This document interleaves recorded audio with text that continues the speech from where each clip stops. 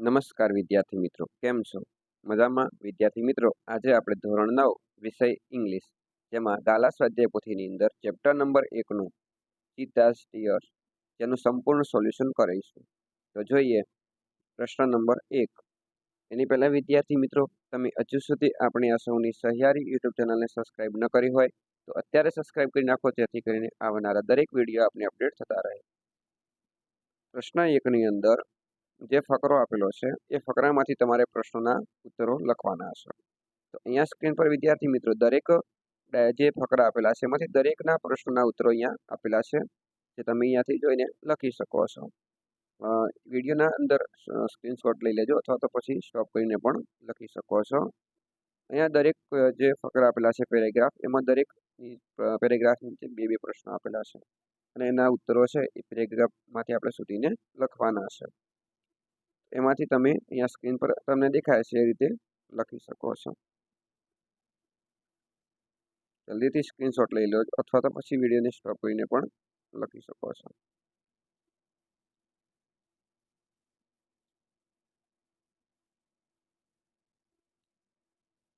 એના પછી આપણે પ્રશ્ન નંબર 2 જોઈએ.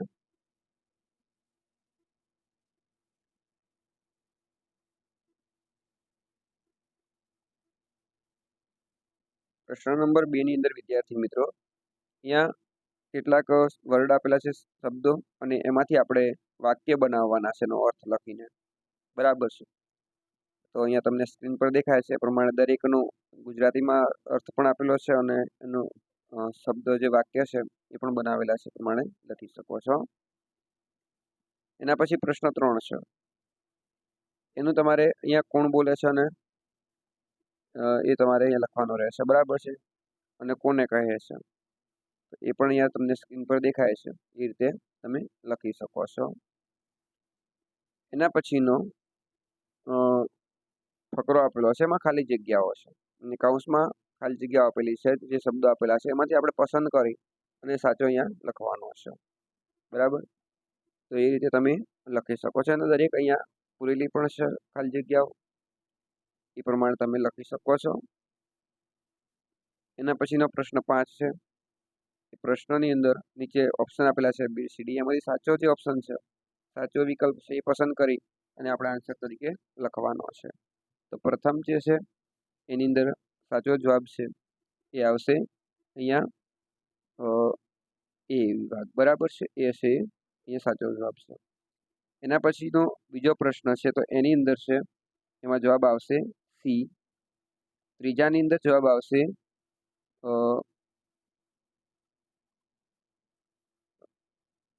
બી. બરાબર છે.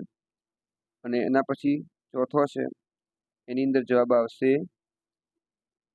બી, એમાં પણ બરાબર છે. બી નહીં પણ એ આવશે આમાં. અને 5 એમાં સાચો જવાબ આવશે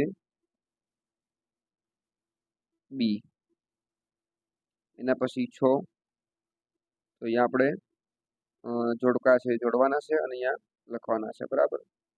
પ્રોપર ફંક્શન છે. એના પછી 7 ખાલી જગ્યા આપેલી છે, જે વાક્ય છે એ અધૂરું છે અને અહીંયા જે કૌંસની અંદર વાક્ય શબ્દ આપેલો છે એમાંથી આપણે વાક્ય પૂર્ણ કરવાનો છે. એ રીતે અહીંયા તમને સ્ક્રીન પર દેખાય છે એ રીતે રહેશે. બરાબર. ખાલી જગ્યા પૂરી કરી અને આપણે વાક્ય પૂર્ણ લખવાનું છે. એના પછી અહીંયા જે ફકરો આપેલો છે અને ચેન્જ ધ ટેક્સ્ટ એઝ સો, એટલે કે તમારે ચેન્જ કરીને લખવાના છે. બરાબર. તો અહીંયા સુધારીને લખેલવાનું છે, જે અહીંયા લખેલો છે સુધારીને એ પ્રમાણે તમારે લખવાનો રહેશે. એના પછીનો 9મો પ્રશ્ન છે. એની અંદર તમારે કૌંસમાં આપેલા શબ્દોમાંથી સાચો શબ્દ શોધી અને અહીંયા ડાયલોગ છે પૂર્ણ કરવાનો છે. બરાબર. અહીંયા લખેલા છે પ્રમાણે તમે લખી શકો છો. એના પછી પ્રશ્ન 10 છે, જેની અંદર 50 શબ્દોની અંદર પેરેગ્રાફ એટલે કે નિબંધ લખવાનો છે. માય ફેવરિટ એનિમલ કે બર્ડ વિશે લખવાનો છે. બરાબર છે.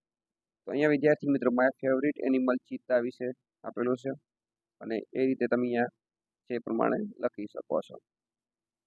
આનો પણ સ્ક્રીનશોટ લઈ લેજો અથવા તો પછી વિડીયોને સ્ટોપ કરીને પણ લખી શકો છો. તો આ રીતે વિદ્યાર્થી મિત્રો આપણા પ્રથમ ચેપ્ટરનું સોલ્યુશન રહેશે. જો તમને આ વિડીયો ગમ્યો હોય તો લાઈક કરજો, શેર કરજો અને ચેનલને સબસ્ક્રાઈબ કરવાનું ભૂલતા નહીં. આવા દરેક વિડીયો દરેક વિષયના તમને આ ચેનલ પર મળતા રહેશે. થેન્ક યુ વિદ્યાર્થી મિત્રો.